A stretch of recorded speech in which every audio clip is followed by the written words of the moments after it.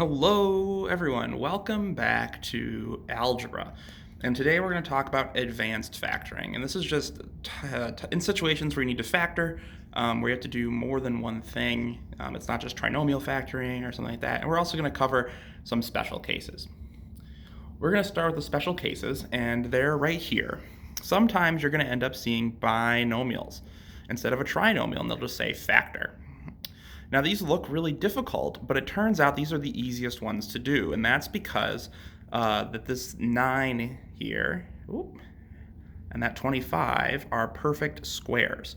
So if you ever see x squared minus a perfect square, it means that they're really easy. Here's how you do it. Just like before, we're going to put our parentheses. If you square root 9, what do you get? 3. And that's the answer.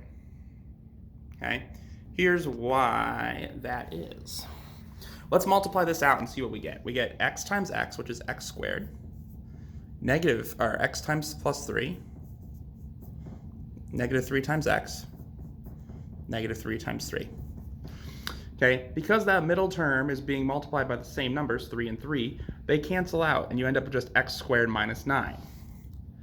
That means anytime you see a binomial with a perfect square as the other term, just means you're going to get x minus the square root of that number, x plus the square root of that number. Every time, always. Really helpful. Those are pretty easy to do. Next up, we've got another trinomial here, but this time it looks a little different. We've got a x to the third, and there's x's on the last number and everything, so that can be a little confusing. The thing is, there's just an extra x on each term.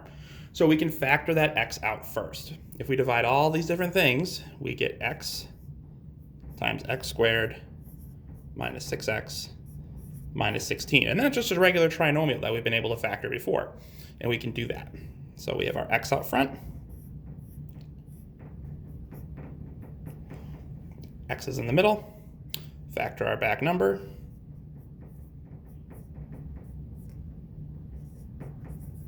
Probably going to be 2 and 8.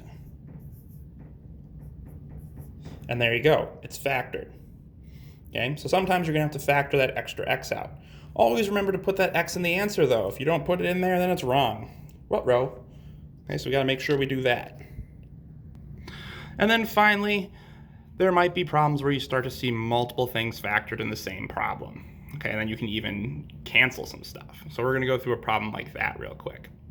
Now, the first thing I see of this problem is that I've got one thing that needs to be factored out at the beginning. So I'm going to do that really fast.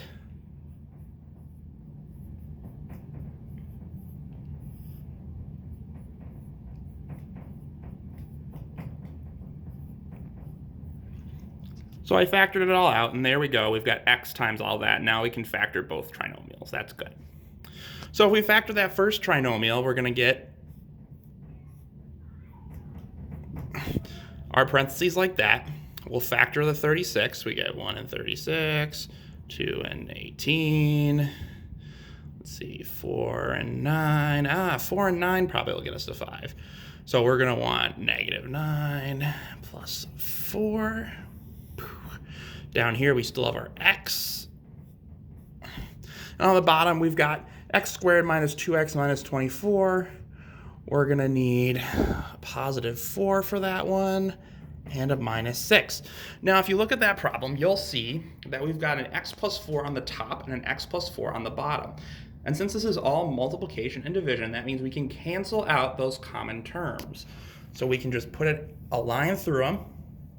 They're gone. And now our final answer is going to be x minus 9